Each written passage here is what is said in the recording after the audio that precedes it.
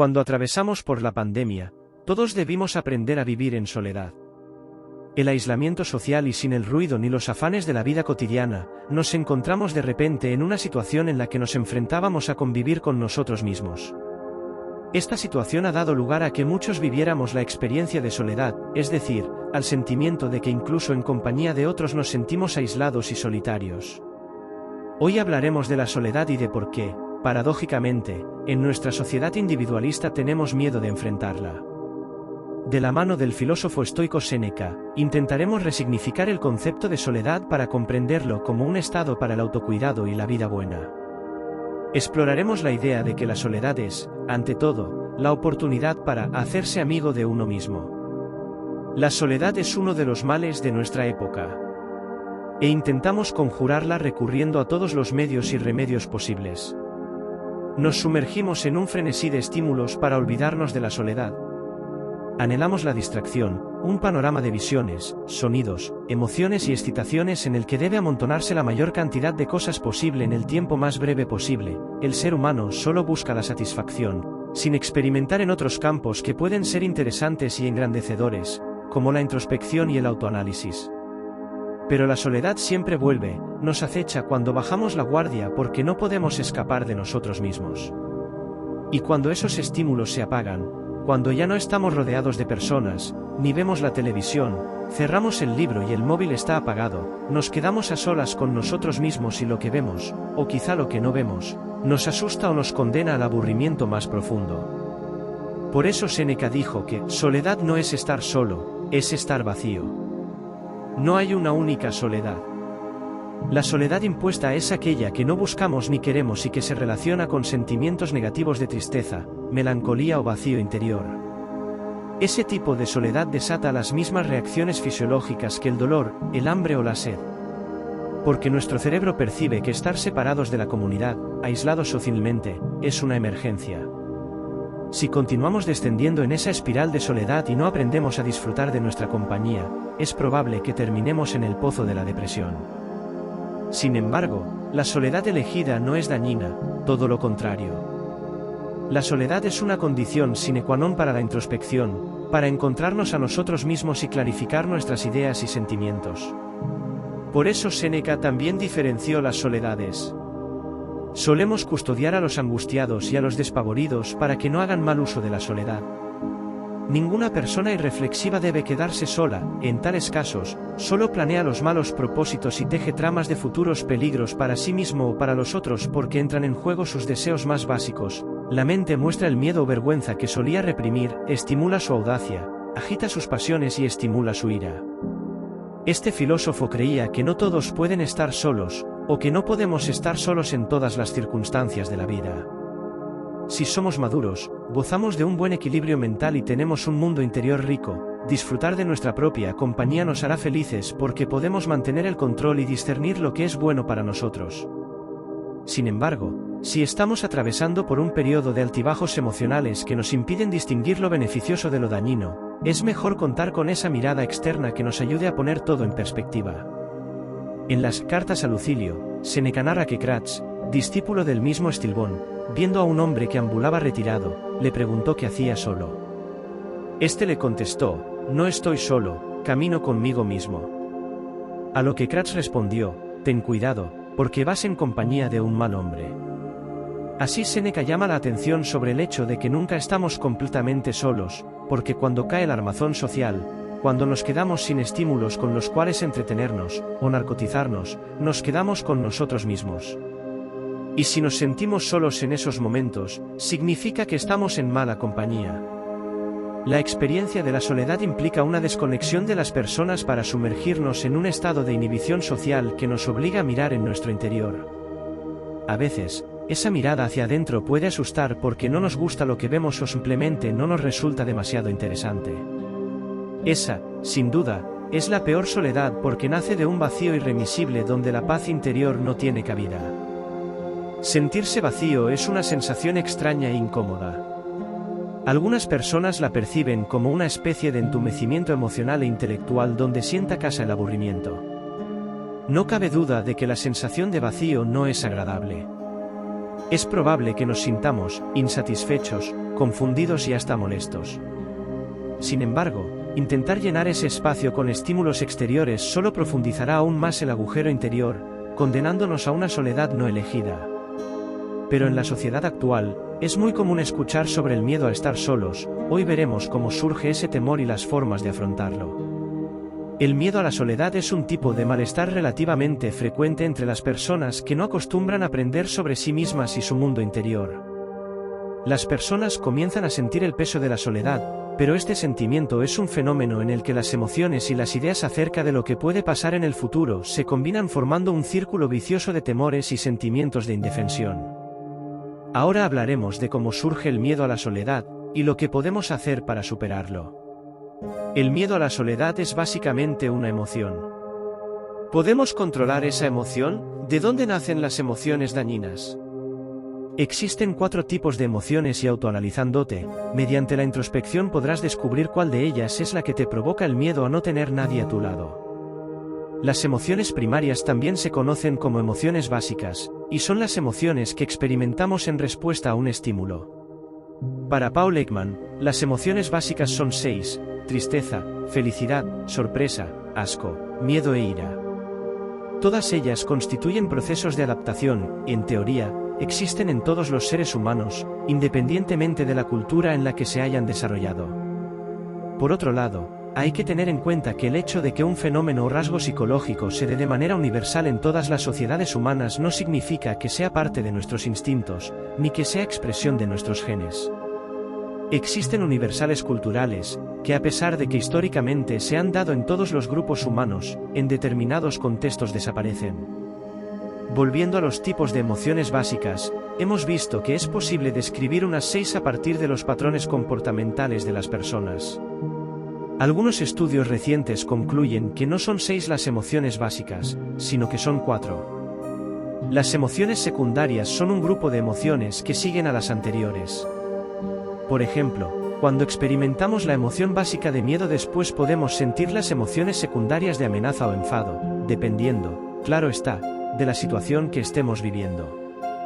Las emociones secundarias son causadas por normas sociales y por normas morales. Las emociones positivas. Dependiendo del grado en que las emociones afectan al comportamiento del sujeto, estas pueden ser positivas o negativas. Las emociones positivas también se conocen como emociones saludables, porque afectan positivamente al bienestar del individuo que las siente. Favorecen la manera de pensar, de razonar y de actuar de las personas. Por ejemplo, la alegría, la satisfacción, la gratitud no provocan una actitud positiva frente a la vida y nos hacen sentir experiencias que nos ayudan a sentirnos bien. Las emociones negativas son opuestas a las emociones positivas, porque afectan negativamente al bienestar de las personas. También se conocen como emociones tóxicas, y suelen provocar el deseo de evitarlas o evadirlas. El miedo o la tristeza son algunos ejemplos. Sin embargo, hay que tener en cuenta que este tipo de emociones, en pequeñas cantidades y relativa baja intensidad, no son perjudiciales.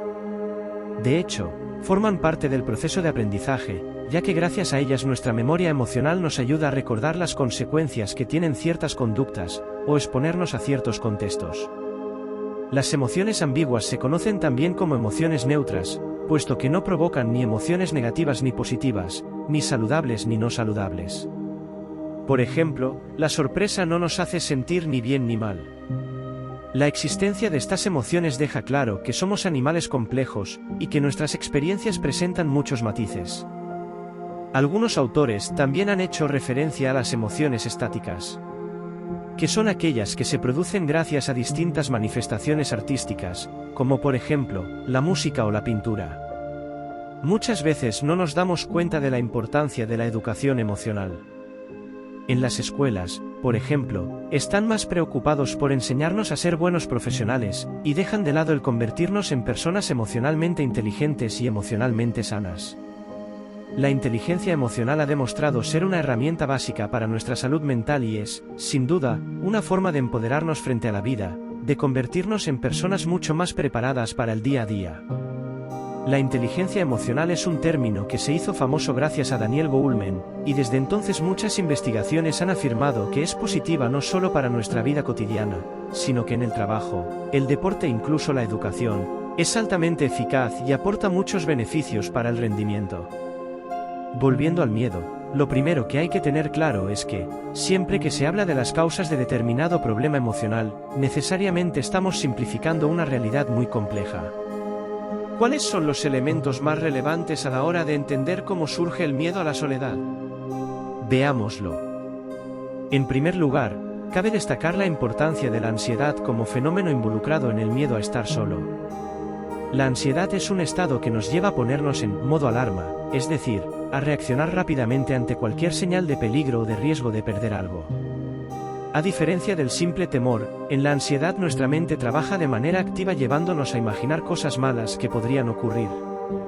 Es decir, quien está ansioso, tiene su foco atencional orientado hacia el futuro, desde un sesgo pesimista, para intentar reaccionar cuanto antes a la primera señal de que uno de esos problemas empiece a asomar. Así, ante el miedo a la soledad, la ansiedad nos lleva a prever todo tipo de escenarios desastrosos para nuestro futuro, carencia total de amigos, ausencia de quienes nos podrían proteger, etc.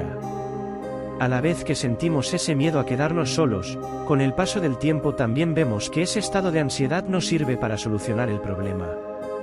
Por eso, ante el miedo a la soledad, aunque parezca paradójico, muchas personas adoptan hábitos que generan un efecto de profecía autocumplida. Las expectativas de que algo ocurre hacen que eso tenga mayores probabilidades de ocurrir.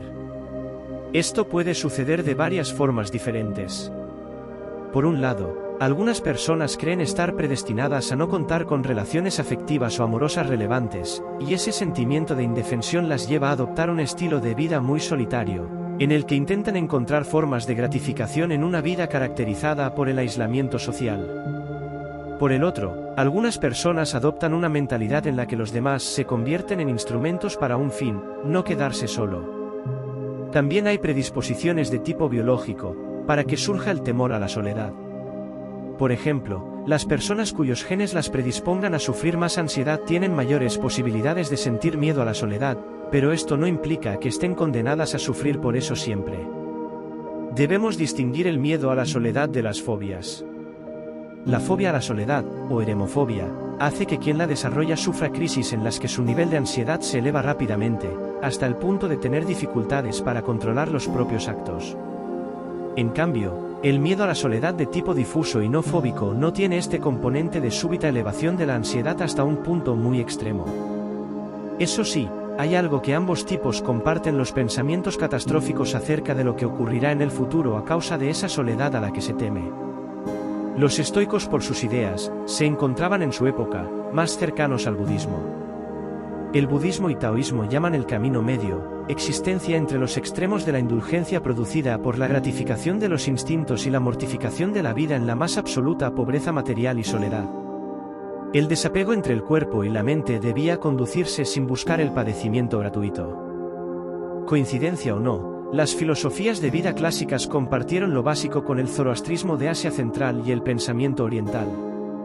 En el creciente fértil y el Próximo Oriente, las religiones abrahámicas también se inspiraron y convivieron con el pensamiento platónico. La búsqueda del Tao, o camino medio basado en la vida virtuosa y de acuerdo con la naturaleza, suena sospechosamente parecida a la receta de los estoicos, discípulos del eudemonismo de Aristóteles. Se alcanza, según esta corriente clásica, el bienestar o tranquilidad, la felicidad serena y duradera, realización, etc., con una vida virtuosa basada en el uso de la razón y de acuerdo con la naturaleza.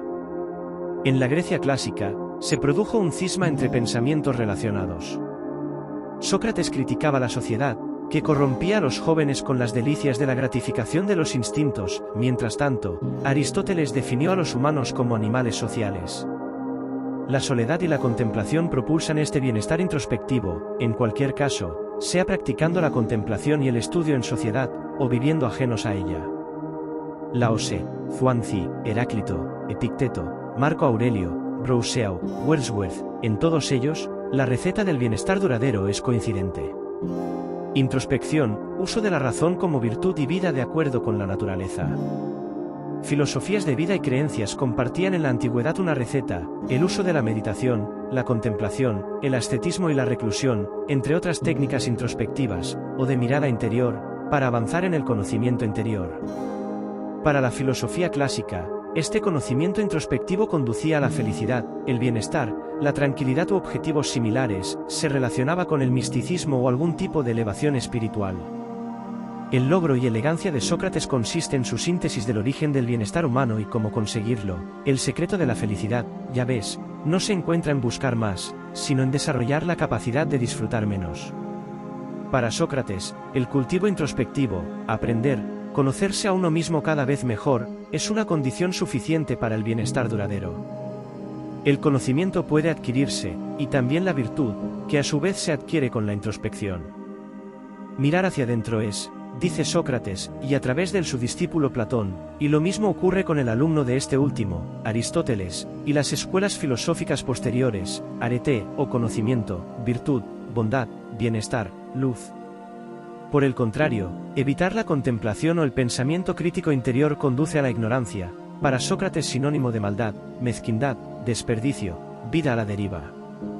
Amigo mío, preocúpate por tu psique, conócete a ti mismo, pues una vez nos conocemos, podemos aprender cómo cuidar de nosotros mismos. En la actualidad, soledad y ascetismo han adquirido una connotación negativa, ausencia de actividad, letargo, ociosidad sin ton ni son, aislamiento, sociopatía, etc. No siempre fue así. El cultivo interior y la contemplación nos preparan para una vida más plena, con nosotros mismos y nuestro entorno, ya que experimentar la restricción, decían los estoicos, nos hará luego apreciar con mayor claridad lo que ya tenemos. William Beirbin explica en su ensayo sobre la práctica en la actualidad del estoicismo como filosofía de vida, como el estoico, experimentaba privaciones e incomodidades, incluyendo la reclusión, para disfrutar después hasta de las comodidades más humildes. La soledad emocional genera angustia y sufrimiento psicológico.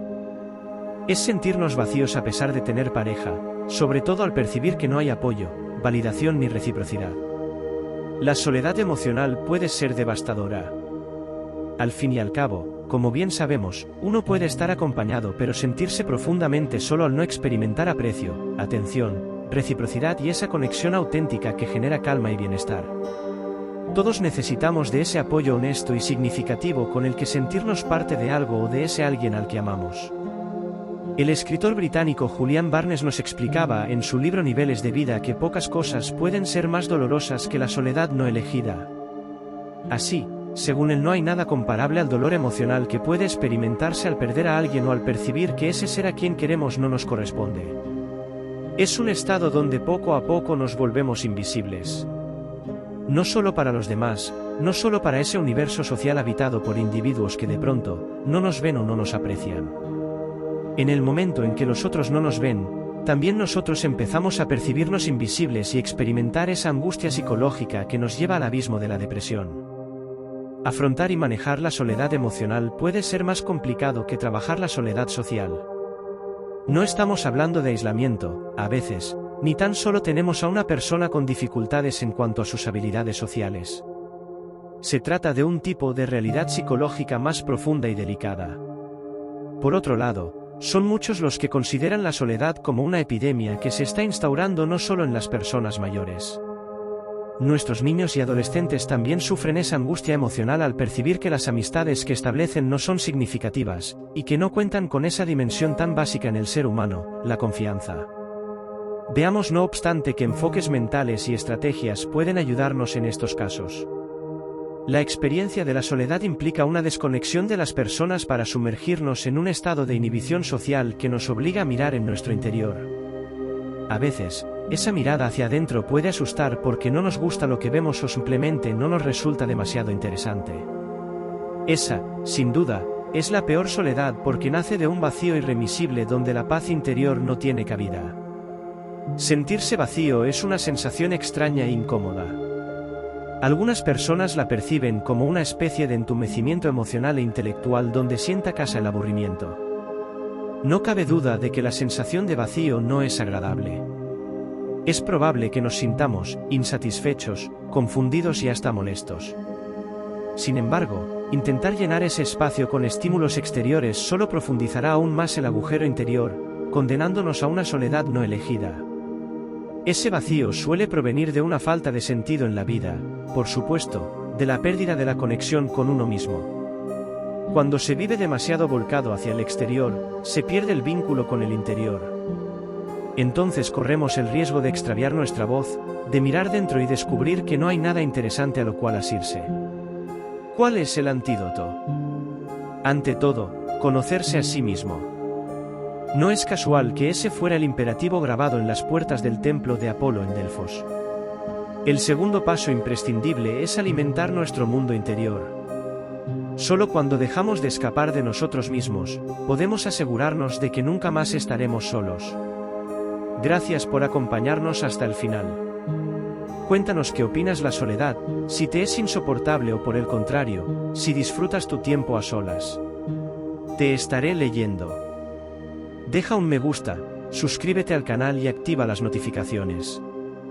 Nos volveremos a encontrar, con más enseñanzas estoicas para la vida diaria.